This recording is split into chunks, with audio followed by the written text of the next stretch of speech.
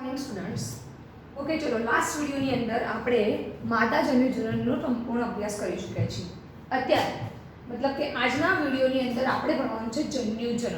Okay, તો અત્યારનો આપણો પોઈન્ટ છે જન્યુજનન. જન્યુજનન શબ્દ આપણે ફર્સ્ટ ચેપ્ટરની અંદર ભણી ચૂક્યા છીએ. જન્યુજનનનો મતલબ થાય છે જન્યુન ઉત્પન્ન થવા, જન્યુનું જનન થવું. બરાબર છે? આપણે પહેલા વાત કરી કે જન્યુજનન એટલે શું? તો લિંગી પ્રજનન કરતા દરેકે દરેક પ્રાણીઓની પ્રજનન કોષ નિર્માણ થવાની ક્રિયા. લિંગી પ્રજનન કરતા પ્રાણીઓની પ્રજનન કોષ નિર્માણની ક્રિયા. પ્રજનન કોષો, તો પ્રજનન કોષો ના નિર્માણની ક્રિયા. ઇટ મીન્સ જન્યુજનન. આપણને ખબર હોવી જોઈએ કે લિંગી પ્રજનન કરતા સજીવોના પ્રજનનના નિર્માણની ક્રિયા એટલે પ્રજનન કોષોના નિર્માણની ક્રિયા એટલે જન્યુજનન. આપણે વાત કરીએ કે નર છે તો નરની અંદર શુક્રકોષ હશે પ્રજનન કોષ તરીકે, અને માદા છે તો માદાની અંદર પ્રજનન કોષ તરીકે અંડકોષ હશે. બરાબર? એની ચર્ચા કરીએ એના પહેલા આપણે જોઈ લઈએ કે કોઈ પણ સજીવના શરીરમાં બે પ્રકારના કોષો જોવા મળશે. સજીવના શરીરમાં બે પ્રકારના કોષો જોવા મળશે. એમાંનો એક છે દૈહિક કોષો અને સેકન્ડ છે જનન કોષો. આપણે એને લિંગી કોષો તરીકે પણ ઓળખીએ છીએ. બરાબર છે? તો સજીવના શરીરની અંદર બે પ્રકારના કોષો જોવા મળે છે. એક છે દૈહિક કોષો અને સેકન્ડ છે લિંગી કોષો અથવા જનન કોષો. આપણે વાત કરીએ દૈહિક કોષોની, તો સજીવના શરીરના બધા જ વિવિધ અંગો જે છે એ બધા દૈહિક કોષો છે. મતલબ શરીરના અંગો જે પણ કોષોથી બને છે એ બધા કોષો દૈહિક કોષો છે. અને દૈહિક કોષો સંભાજનની ક્રિયા દ્વારા ઉત્પન્ન થાય છે. ફરી એકવાર સમજાવું છું મિત્રો કે આપણા શરીરના કે કોઈ પણ સજીવના શરીરના જે પણ કોષો છે, જે પણ અંગો છે, એ બધા જ અંગોમાં જે પણ કોષો વપરાયેલા છે એ બધા જ કોષો દૈહિક કોષો હોય છે. અને દૈહિક કોષો આપણા શરીર રચનામાં ખૂબ જ મહત્વનો ભાગ ભજવે છે. અને એ બધા જ સંભાજનની ક્રિયા દ્વારા બેવડાતા હોય છે. ધ સેકન્ડ વન, એનું નામ છે જનન કોષો, જેને આપણે લિંગી કોષો તરીકે પણ ઓળખીએ છીએ. એ કોષો સંભાજન અને અર્ધીકરણની ક્રિયા દ્વારા ઉત્પન્ન થાય છે. આ કોષો જે છે સંભાજન તેમજ અર્ધીકરણની ક્રિયા દ્વારા ઉત્પન્ન થાય છે. આપણે આ વસ્તુ ભણી ચૂક્યા છીએ કે બહુકોષી સજીવો જે છે એમની અંદર અથવા દ્વિકીય સજીવો છે એમની અંદર અર્ધીકરણની ક્રિયા દ્વારા જનનકોષો ઉત્પન્ન થશે, અને જે એકકીય કોષો છે એમના અંદર સંભાજનની ક્રિયા દ્વારા જનનકોષોનું નિર્માણ થતું હોય છે. આ વસ્તુ આપણે પહેલા ભણી ચૂક્યા છીએ. બરાબર છે? હવે વાત કરીએ કે જો નર હશે, નરની અંદર રહેલા પ્રજનન કોષોને આપણે શુક્રાણુ અથવા શુક્રકોષ તરીકે ઓળખીએ છીએ. નરમાં રહેલા પ્રજનન કોષોને આપણે શુક્રાણુ અથવા શુક્રકોષ તરીકે ઓળખીએ છીએ. રાઈટ? અને માદામાં રહેલા પ્રજનન કોષોને આપણે અંડકોષ તરીકે ઓળખીએ છીએ અથવા એને ઈંડુ પણ કહીએ છીએ. બરાબર છે? આ શબ્દો આપણે યાદ રાખવાના છે. હવે વાત કરીએ જન્યુજનનનો પોઈન્ટ છે તો નરની અંદર શુક્રકોષો ઉત્પન્ન થવાની ક્રિયાને શુક્રકોષ જનન કહેવામાં આવે છે, અને માદાની અંદર અંડકોષ ઉત્પન્ન થવાની ક્રિયાને આપણે અંડકોષ જનન તરીકે ઓળખીએ છીએ. આ બધું આપણે યાદ રાખવાનું છે. બરાબર છે? શુક્રકોષ ઉત્પન્ન થવાની ક્રિયા એટલે શુક્રકોષ જનન, અંડકોષ ઉત્પન્ન થવાની ક્રિયા એટલે અંડકોષ જનન. તો અત્યારે આપણે ભણવાનું છે શુક્રકોષ જનન. બરાબર છે? આ બેઝિક માહિતી છે જે તમારે યાદ રાખવાની, જે એમસીક્યુ માં બધામાં તમને કામ લાગશે. આપણે અહીંયા ભણીએ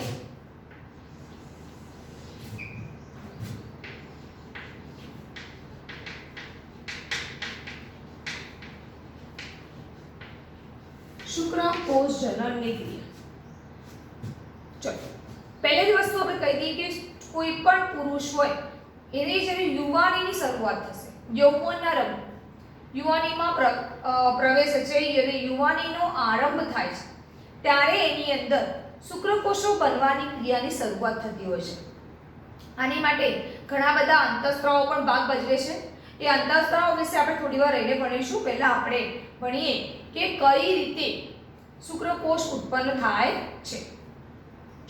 તો આપણે પહેલા તો ભણી ગયા કે શુક્રપિંડની અંદર શુક્રકોષ ઉત્પન્ન થાય છે. શુક્રપિંડની અંદર ખંડિકાઓ હોય છે, શુક્રોત્પાદક નલિકાઓ હોય છે, જેનો આપણે પૂર્વ અભ્યાસ કરી ચૂક્યા છીએ. વાત કરીએ તો શુક્રપિંડની અંદર અપરિપક્વ નરજનન કોષો, જેને આપણે આદિ શુક્રકોષ કહીએ છીએ. માનો કે આ છે આદિ શુક્રકોષ.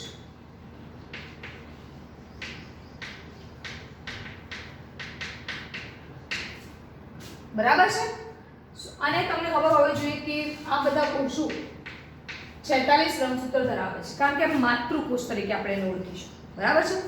શુક્રપિંડની અંદર આ છે નરજનન કોષ, જે અપરિપક્વ છે. એને આપણે આદિ શુક્રકોષ તરીકે પણ ઓળખીએ છીએ. એ પોતે શુક્રકોષ જનન દ્વારા શુક્રકોષો ઉત્પન્ન કરે છે. બરાબર છે. અહીંયા આખી જે પણ પ્રક્રિયા થશે એને આપણે શુક્રકોષ જનન કહીશું અને એના દ્વારા લાસ્ટમાં શુક્રકોષો ઉત્પન્ન થાય છે. એના પછી વાત કરીએ આપણે કે આ પ્રક્રિયા યુવાનીની અંદર શરૂઆત થશે, કે પુરુષની જ્યારે યુવાન થશે ત્યારે એનો શરૂઆત થતી હોય છે. એના પછી વાત કરીએ કે આપણે અહીંયા જે ભણીશું પુરુષની અંદર શુક્રકોષ જનનની પ્રક્રિયા એક સળંગ છે, આખી સળંગ છે. પરંતુ આપણે આપણા અભ્યાસ ખાતર એ આપણને સરળ લાગે એના માટે એના બે ભાગ પાડવામાં આવ્યા છે.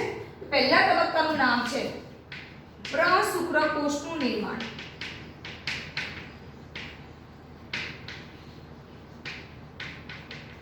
અને બીજું છે શુક્ર કાયાંતરણ. પ્રશુક્રકોષ, શુક્રકોષ સંપૂર્ણ ન બને હોય એવા કોષને પ્રશુક્રકોષ કહીશું. એના પહેલાનો કોષ નું નિર્માણ થયું. અને શુક્ર કાયાંતરણ, શુક્રકોષની કાયાનું નિર્માણ થવું અને શુક્ર કાયાંતરણ તરીકે આપણે ઓળખીશું. ઓકે, તો આપણે અહીંયા અહીં ભણવાનું છે કે પ્રશુક્રકોષનું નિર્માણ અને શુક્ર કાયાંતરણ. ઓકે, તો હવે આ બંને ક્રિયાઓ સળંગ છે, પણ આપણે આપણી સરળતા ખાતર એને બે ભાગમાં વિભાજિત કરેલી છે.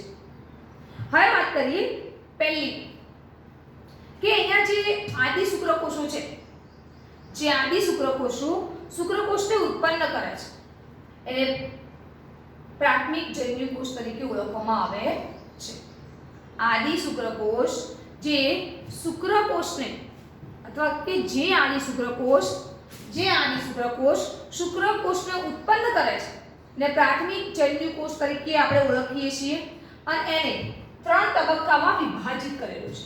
કેટલા તબક્કાની અંદર? 3 તબક્કાની અંદર. પહેલું છે ગુણન, બીજું છે વૃદ્ધિ ને ત્રીજું છે પરિપક્વ. ગુણન તો ગુણાંક, વૃદ્ધિ તો વૃદ્ધિ થવી અને છેલ્લું છે પરિપક્વ તબક્કો, એની અંદર છે પરિપક્વ થવું. તો અહીંયા વાત છે જે આદિ શુક્રકોષોને ઉત્પન્ન કરે છે, જે આદિ શુક્રકોષોને ઉત્પન્ન કરે છે એ આખી પ્રક્રિયાને આપણે 3 તબક્કામાં વિભાજિત કરી છે. બરાબર છે. તો એ પ્રક્રિયાને આપણે 3 નામ આપ્યા છે. પહેલું છે એટલે મતલબ આ પ્રક્રિયા પ્રશુક્રકોષના નિર્માણની છે. પ્રશુક્રકોષના નિર્માણની. તો પ્રશુક્રકોષનું જે નિર્માણ છે એની અંદર આપણે 3 પ્રક્રિયાઓ ભણીશું: ગુણન, વૃદ્ધિ અને પરિપક્વ. પહેલો છે ગુણન તબક્કો, બીજો છે વૃદ્ધિ તબક્કો અને ત્રીજો છે પરિપક્વ તબક્કો. આ 3 તબક્કાઓ આપણે પ્રશુક્રકોષના નિર્માણની અંદર ભણીશું. તો પહેલી શરૂઆત કરી ગુણન તબક્કાની. તો આદિ શુક્રકોષો શુક્રોત્પાદક નલિકાઓની દિવાલની અંદરની બાજુ જોવા મળશે. જો તમને યાદ હોય તો શુક્રપિંડની રચનામાં આપણે એવું ભણ્યા હતા કે શુક્રપિંડની અંદર આપણને ખંડિકાઓ જોવા મળે છે. એ દરેક ખંડિકાની અંદર 1 થી 3 શુક્ર ઉત્પાદક નલિકાઓ આપણને જોવા મળે છે. તો એ નલિકાઓ જે છે એમની અંદરની દિવાલની અંદર આપણને આદિ શુક્રકોષો જોવા મળશે. બરાબર છે? તો આપણને અત્યારે આદિ શુક્રકોષો શુક્રોત્પાદક નલિકાની અંદરની બાજુ જોવા મળશે. અને જે સમભાજનની ક્રિયા દ્વારા અથવા સમસૂત્રી ભાજનની ક્રિયા દ્વારા ગુણન પામી, આપણને ખબર છે કે સમભાજનની ક્રિયાની અંદર એક કોષમાંથી બે કોષોનું નિર્માણ થાય છે. બરાબર ને? આપણે આ પ્રોસેસ ખબર છે કે સમભાજનની ક્રિયા થાય તો આ રીતે સંખ્યામાં આગળ વધે છે કોષ. આ ક્રિયાને સમભાજનની ક્રિયા કહેવામાં આવે છે. તો સમભાજનની ક્રિયા દ્વારા એ ગુણન પામી સંખ્યામાં વધારો થાય છે. બરાબર છે? તો જોઈએ આદિ શુક્રકોષ જે છે એ ગુણન પામે છે. ગુણન પામી અને સમભાજનની ક્રિયા દર્શાવી જો આ રીતે.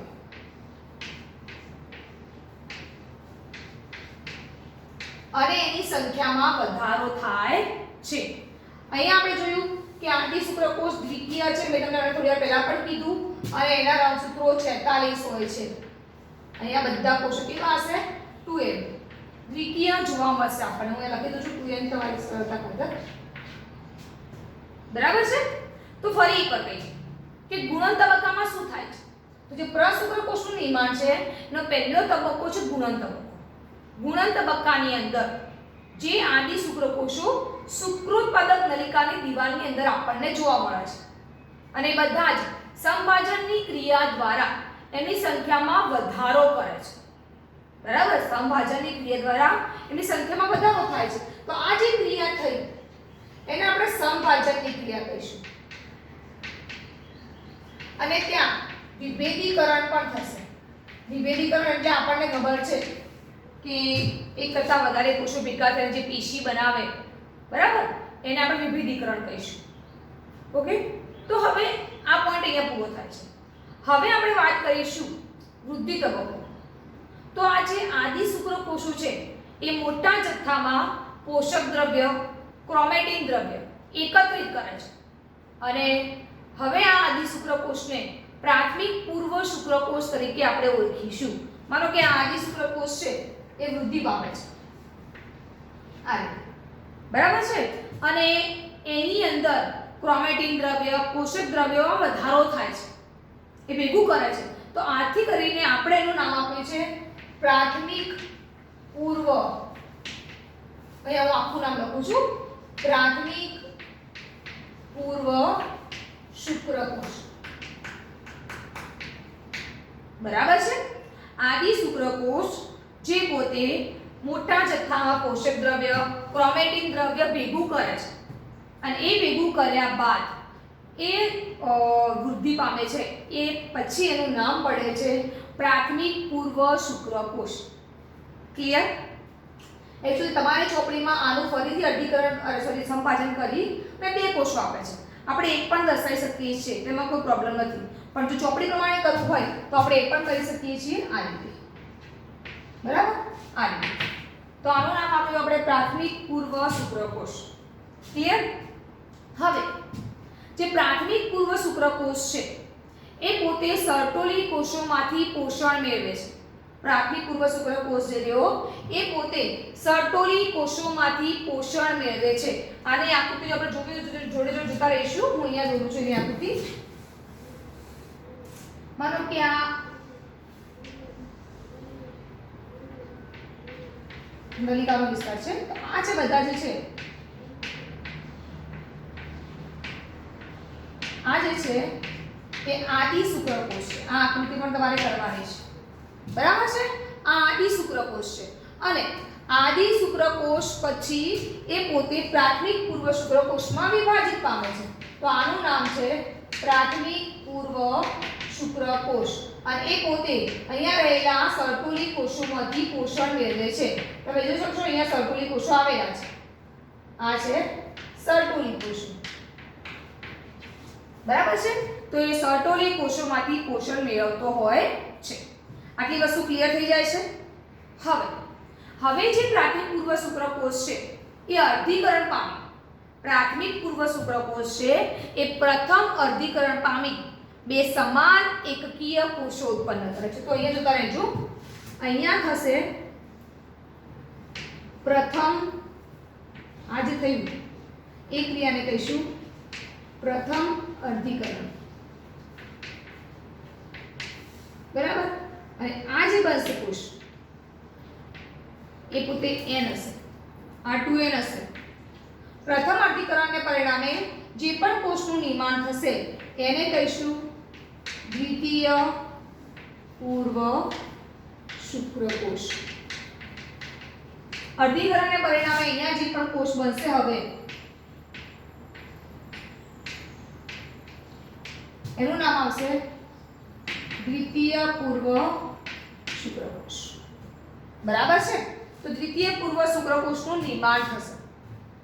ફરી એકવાર કહું છું કે પ્રાથમિક પૂર્વ શુક્રકોષ છે એ પ્રથમ અર્ધીકરણ પામે છે અને અર્ધીકરણ પામી બે સમાન એકકીય કોષો ઉત્પન્ન કરે છે જેને આપણે નામ આપ્યું દ્વિતીય પૂર્વ શુક્રકોષ અને જે પોતે n છે એટલે કે 23 રંગસૂત્રો ધરાવે છે.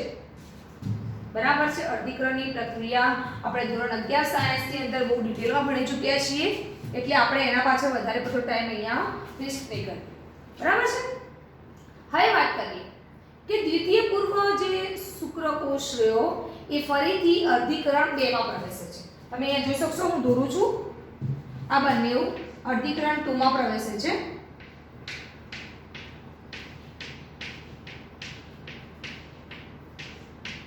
અર્ધીકરણ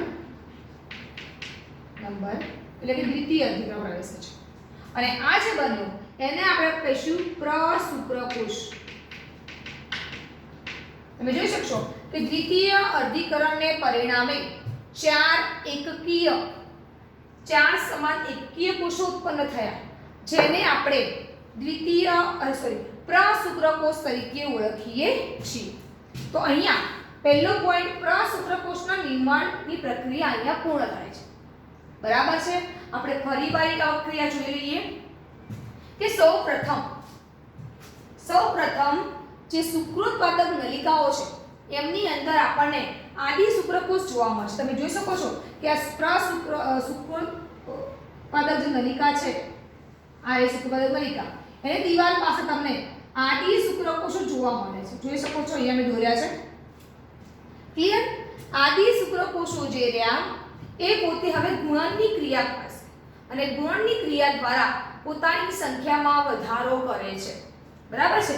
અને બહુ બધી સંખ્યામાં વધે છે. તમે જોઈ શકશો કે ગુણનની ક્રિયા દ્વારા એમની પોતાની સંખ્યામાં વધારો થાય છે અને પછી આપણે એમને નામ આપીશું પ્રાથમિક પૂર્વ શુક્રકોષ.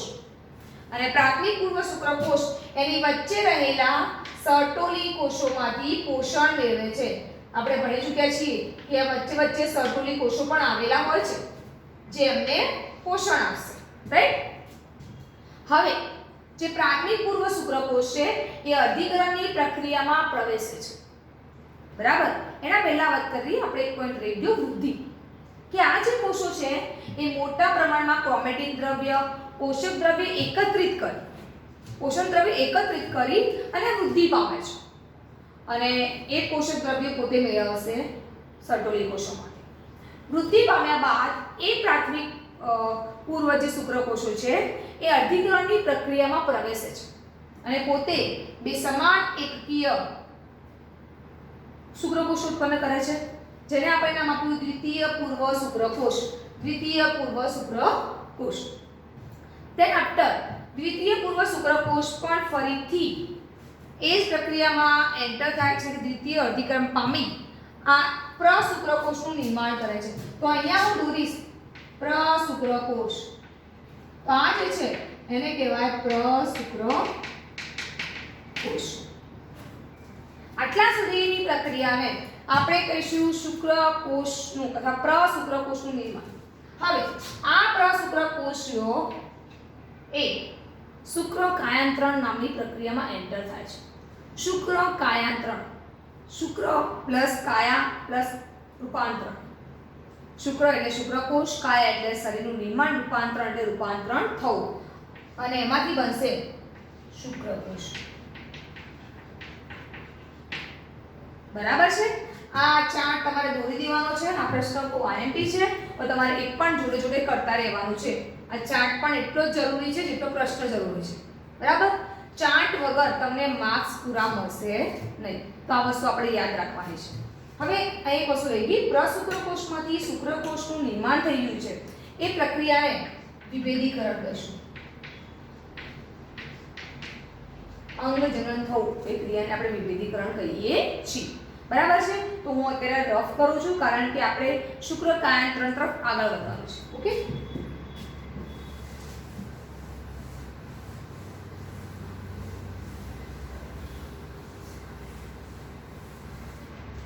આને પણ શુક્ર કાયાંતરણ. તો પ્રાશુક્રકોષનું નિર્માણ શુક્રકોષમાં થવું એ પ્રક્રિયાને શુક્ર કાયાંતરણ તરીકે આપણે ઓળખીશું.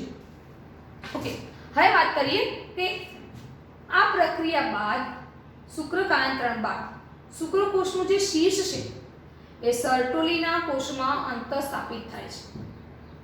બરાબર? સર્ટોલીના કોષની અંદર એટલે કે એનું શીર્ષ સર્ટોલી કોષની અંદર એન્ટર થાય છે અને ત્યારબાદ એ પોતે શુક્રોત્પાદક નલિકાઓમાંથી મુક્ત થાય છે. જો તમને યાદ હોય તો શુક્રપિંડની અંદર શુક્ર જે ખંડિકાઓ હતી એની અંદર નલિકાઓ હતી. નલિકાઓમાં શુક્રકોષો બન્યા બાદ એ બહારની તરફ આગળ વધે છે. બરાબર? શુક્રવાહિકાઓમાં જાય, વૃષણ જાળમાં જાય, પછી ધીમે ધીમે બહાર નીકળી અધિવૃષણ નલિકામાંથી શુક્રવાહિનીમાંથી શરીરની બહાર નીકળવાની પ્રક્રિયામાં આગળ વધતા હોય છે. અહીંયા વાત આપણે એમ છે કે અત્યારે શુક્રકોષ શુક્રોત્પાદક નલિકાની અંદર છે. જ્યારે એ સંપૂર્ણ શુક્રકોષ બની જાય છે, કાયાંતરણની પ્રક્રિયા પૂર્ણ થઈ જાય છે, ત્યારે સર્ટોલી કોષોની અંદર એ અંતઃસ્થાપિત થાય, એ પોતે અંદર એન્ટર થઈ અને છેલ્લે શુક્ર ઉત્પાદક નલિકાઓમાંથી એ બહાર નીકળે છે. બરાબર? અને આ ક્રિયાને શુક્રકોષ મુક્ત થવાની ક્રિયા તરીકે ઓળખવામાં આવે છે. શુક્રકોષની રચના ભણીએ એના પહેલા આપણે ભણીએ કે એની અંદર કયા કયા અંતઃસ્ત્રાવો જરૂરી છે. ઓકે, પહેલી વાત કરીએ કે શુક્રકોષ એ યુવાન રબ્બે એટલે કે આપણા સજીવની અંદર મતલબ કે નરની અંદર યુવાન રબ્બે ગોનેડોટ્રોપિન રિલીઝિંગ અંતઃસ્ત્રાવમાં નોંધપાત્ર વધારો થાય છે. નામ લખું છું, યાદ રાખજો અંતઃસ્ત્રાવનું નામ. જો પ્રશ્ન એવો પૂછાય કે નરજન્યુ જનનની અંદર કયા કયા અંતઃસ્ત્રાવો સંકળાયેલા છે અથવા અંતઃસ્ત્રાવોની ક્રિયાવિધિ સમજાવો, તમારે આર્યું લખવાનું છે. યાદ રાખો, શુક્ર કાયાંતરણની અંદર શુક્રકોષની નિર્માણની ક્રિયા એટલે કે જે શુક્રકોષ બની રહ્યો છે અત્યારે એ થોડી માટે બાકી રાખીએ છીએ 2 મિનિટ માટે. આપણે પહેલા એના અંતઃસ્ત્રાવો ભણી લઈએ, પછી એ કરીશું. પણ અંતઃસ્ત્રાવનો જે પ્રશ્ન છે એ અલગ રીતે પૂછાઈ શકે છે, જેથી કરીને આપણે એ વસ્તુ નોંધવી જરૂરી છે. બરાબર છે? પહેલો અંતઃસ્ત્રાવ છે ગોનેડોટ્રોપિન રિલીઝિંગ અંતઃસ્ત્રાવ. GnRH. ઓકે, પુરુષ શરીર યુવાન થશે, યુવાનમાં પ્રવેશે છે ત્યારે આ અંતઃસ્ત્રાવની અંદર નોંધપાત્ર વધારો થશે અને એના કારણે આના પરિણામે શુક્રકોષ જનન ની ક્રિયાની શરૂઆત થાય છે. Okay, clear? આ પોતે એક હાઇપોથેલેમિક અંતઃસ્ત્રાવ છે. અંતઃસ્ત્રાવો વિશે પણ આપણે બહુ ડિટેલમાં ભણી ચૂક્યા છીએ. બરાબર છે? લાસ્ટ અગિયાર સાયન્સના લાસ્ટ ચેપ્ટરની અંદર તો આપણને બધાને ખબર છે કે હાઇપોથેલેમિક અંતઃસ્ત્રાવ શું છે, ગોનેડોટ્રોપિન અંતઃસ્ત્રાવ શું છે, ક્યાંથી ઉત્પન્ન થાય છે. ઓકે, પહેલી વાત કરીએ કે પુરુષ શરીર યુવાનારંભમાં પ્રવેશે છે ત્યારે એની અંદર ગોનેડોટ્રોપિન રિલીઝિંગ અંતઃસ્ત્રાવનો વધારો થાય છે અને એ વધારો થવાને પરિણામે શુક્રકોષ જનનની ક્રિયાની શરૂઆત થાય છે. તો કઈ રીતે? તો હું અહીંયા લખું છું કે જ્યારે GnRH માં વધારો થાય, જ્યારે GnRH માં વધારો થશે ત્યારે એ પોતે અગ્ર પિટ્યુટરી ગ્રંથિને અસર કરી 2 અંતઃસ્ત્રાવોનો સ્ત્રાવ કરાવશે. આ વધારો અગ્ર પિટ્યુટરી ગ્રંથિ પર કાર્ય કરશે. ગોનેડોટ્રોપિન અંતઃસ્ત્રાવમાં જ્યારે વધારો થશે ત્યારે અગ્ર પિટ્યુટરી જે ગ્રંથિ છે એના ઉપર અસર કરશે અને તેમાંથી બે અંતઃસ્ત્રાવોનો સ્ત્રાવ કરાવે છે. કયા કયા બે અંતઃસ્ત્રાવો? તો એક છે લ્યુટિનાઇઝિંગ અંતઃસ્ત્રાવ અને બીજો છે ફોલિકલ સ્ટિમ્યુલેટિંગ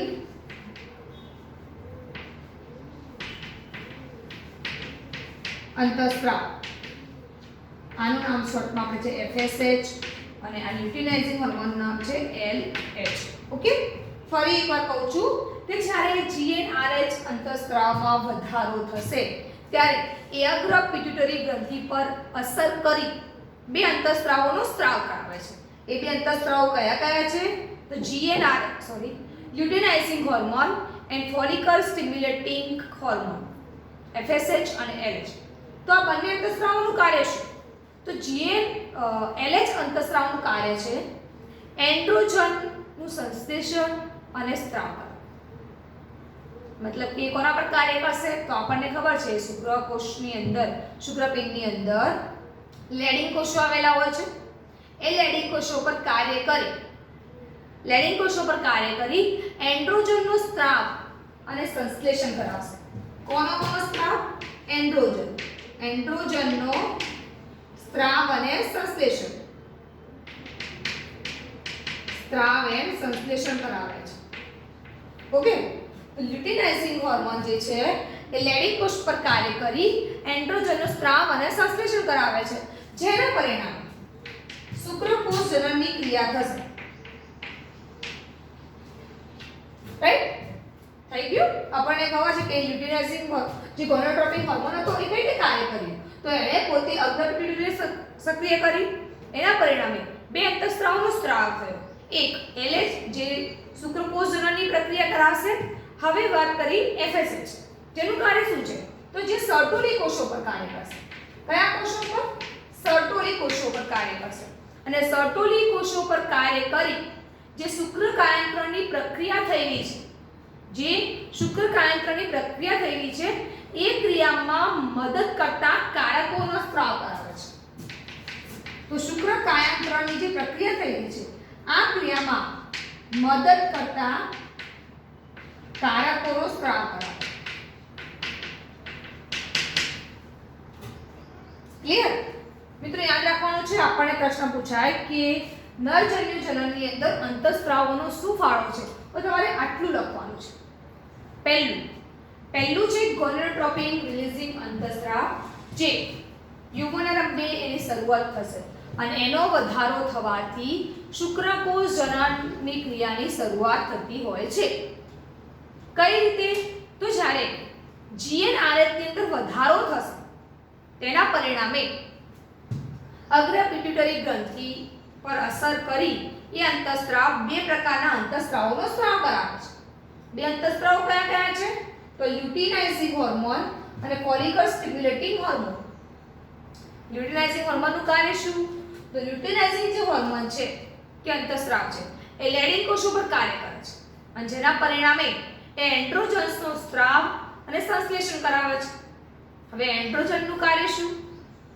તો નરજાતીય અંતઃસ્ત્રાવ છે જે શુક્રકોષ જનનની ક્રિયા કરાવે છે.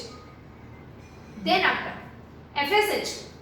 FSH નું કાર્ય શું છે? તો એ પોતે સર્ટોલી કોષો પર કાર્ય કરી શુક્રકાયંત્રણમાં મદદ કરતા કારકોનો સ્ત્રાવ કરાવે છે. ઓકે, તો અહીંયા સુધી આપણે ભણ્યા કે અંતઃસ્ત્રાવો કઈ ક્રિયામાં જરૂરી છે. નેક્સ્ટ પોઈન્ટ હવે આપણો છે કે પ્રશુક્રકોષમાંથી જે શુક્રકોષ બને છે, બરાબર છે, એ શુક્રકોષ કઈ રીતે પોતાની કાયા ધારણ કરે છે, એટલે શુક્રકાયાંત્રણની પ્રક્રિયા કઈ રીતે થાય છે તે.